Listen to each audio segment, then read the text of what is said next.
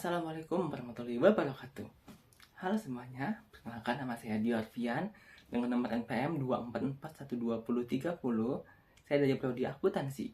Sini saya akan membuatkan video tentang pengujian hipotesis mata kuliah statistika. Baik, sebelum lanjut ke materi pertama, di sini saya akan memberitahu bahwasannya saya akan memaparkan materi di slide ketiga.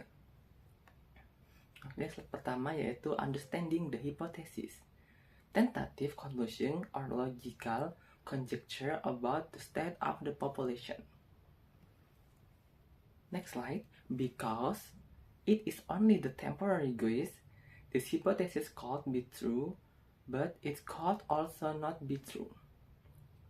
The purpose of the hypothesis testing is that we want to get conclusion about the population based on the sample we have. Next slide. What that hypothesis? In the context of research methodology, a hypothesis is not just a arbitrary guess, but a guess that can be tested scientifically. A hypothesis must be rational, reasonable, and can be proven true or false through empirical data. Therefore, it is important to distinguish between hypothesis and unfounded speculation or opinion. Itu seperti hipotesis juga harus memiliki sifat falsifiable, yakni dapat membuktikan salah apabila memang tidak sesuai dengan kenyataannya. Nah, dalam konteks ini, dalam konteks dunia, penelitian hipotesis digunakan untuk memperjelas fokus penelitian dan memberikan arah bagi peneliti dalam merumuskan pertanyaan penelitian. Memilih metode pengumpulan data serta menentukan jenis analisis yang akan digunakan. Nah, jadi dengan demikian, hipotesis bukan hanya sekedar dengan dugaan semata, tetapi juga memiliki peran yang sangat penting dalam keseluruhan proses ilmiah. Bahkan, dalam beberapa tradisi keilmuan tertentu, proses penelitian seringkali tidak dimulai tanpa adanya hipotesis yang jelas. Jadi, terdapat berbagai jenis hipotesis yang bisa digunakan dalam penelitian. Salah satunya yaitu ada hipotesis deskriptif, yang digunakan untuk menyatakan dugaan terhadap nilai suatu variabel mandiri. Hipotesis ini biasanya digunakan dalam penelitian yang bertujuan untuk mendeskripsikan fenomena tertentu tanpa menguji hubungan antar variabel. Saya akan beri contohnya satu, yaitu misalkan ada seseorang peneliti ingin mengetahui apakah tingkat stres mahasiswa di masa pandemi termasuk dalam kategori tinggi. Dalam hal ini, hipotesis deskriptif akan digunakan untuk menyatakan dugaan terhadap tingkat stres tersebut sebelum dilakukan pengukuran secara empiris.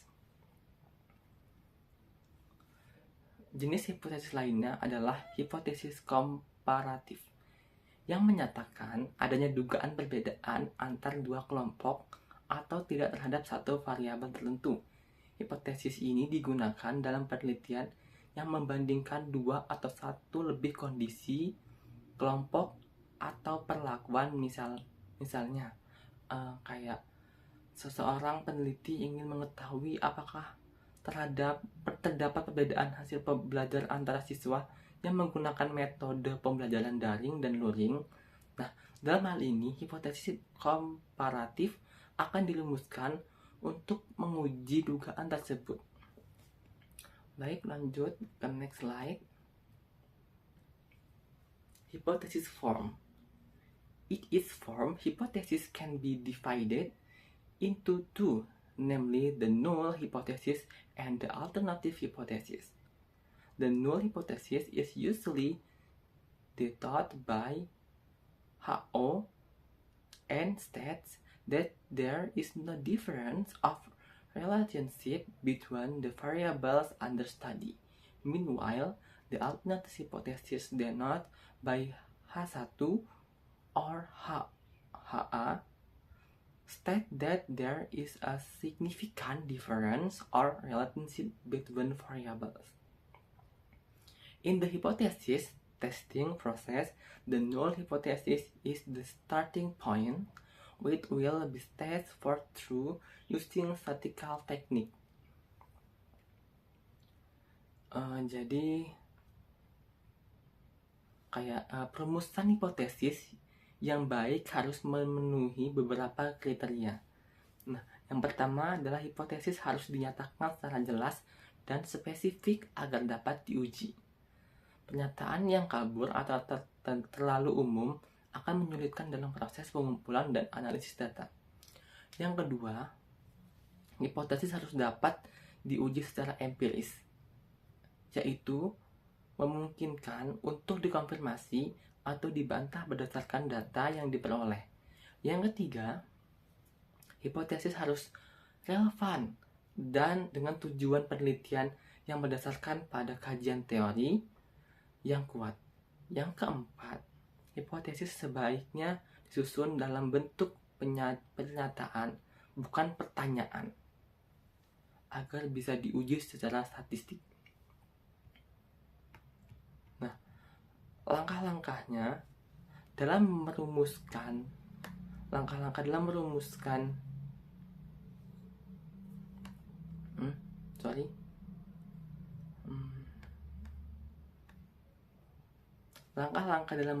hipotesis dimulai dari identifikasi masalah penelitian, kajian teori yang relevan, dan penentuan variabel-variabel yang terlibat.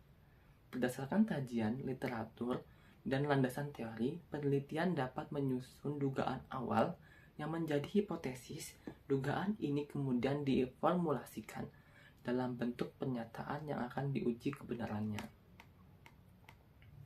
Nah, setelah hipotesis dirumuskan, penelitian menyusun instrumen pengumpulan data dan memilih metode analisis yang dapat untuk menguji hipotesis tersebut.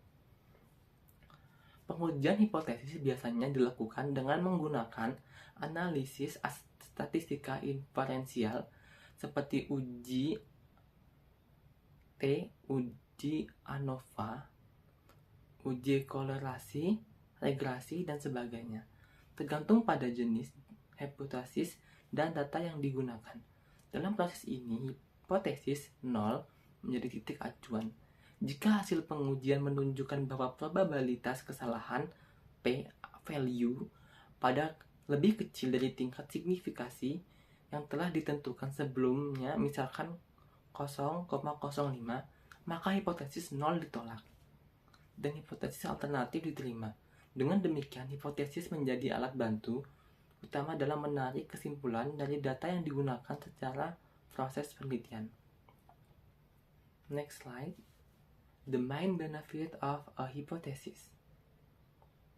The main benefit of a hypothesis in research is that it provides clear direction in conducting research. Hypotheses help researchers to stay focused in research objective, determine what data needs to be collected, and what methods are most appropriate for analyzing that data. Nah, jadi kalau kita ngomongin hipotesis itu, hipotesis juga membantu dalam menyusun kerangka teoritis dan membangun argumentasi logis. Dalam menyusun penelitian, dalam konteks akademik, keberadaan hipotesis menunjukkan bahwa penelitian yang dilakukan bersifat ilmiah, sistematis, dan berdasarkan pada kajian teoritis yang mendalam. Dalam bidang pendidikan, hipotesis digunakan untuk menguji efektivitas metode pembelajaran yang baru, memahami hubungan antara faktor-faktor psikologis dan hasil belajar, serta menilai perbedaan antar kelompok siswa. Nah, di bidang ekonomi, hipotesis digunakan untuk menguji teori-teori ekonomi seperti hubungan antara inflasi dan pengangguran, pengaruh suku bunga terhadap investasi, dan sebagainya. Ada lagi di bidang kesehatan, hipotesis menjadi dasar dalam pengujian efektivitas suatu pengobatan, hubungannya antara gaya hidup dan penyakit, dan perbedaan antara kelompok yang menerima intervensi dan yang tidak. Hipotesis juga memainkan peranan penting dalam mengambil keputusan berbasis data di sektor industri dan bisnis. Perusahaan seringkali mengajukan hipotesis tentang perilaku konsumen, efektivitas kampanye pemasaran, atau dampak perubahan harga terhadap volume penjualan. Dengan menguji hipotesis tersebut, perusahaan dapat membuat keputusan yang lebih rasional dan berbasis bukti, bukan hanya asumsi ataupun intuisi.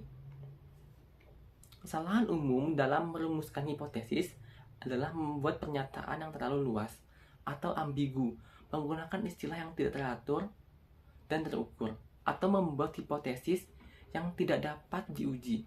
Oleh karena itu, pelatihan dalam metodologi penelitian sangat penting agar penelitian mampu merumuskan hipotesis yang tepat dan sesuai dengan standar ilmiah. Baik, sekian dari saya. Kurang lebihnya saya mohon maaf. Wassalamualaikum warahmatullahi wabarakatuh.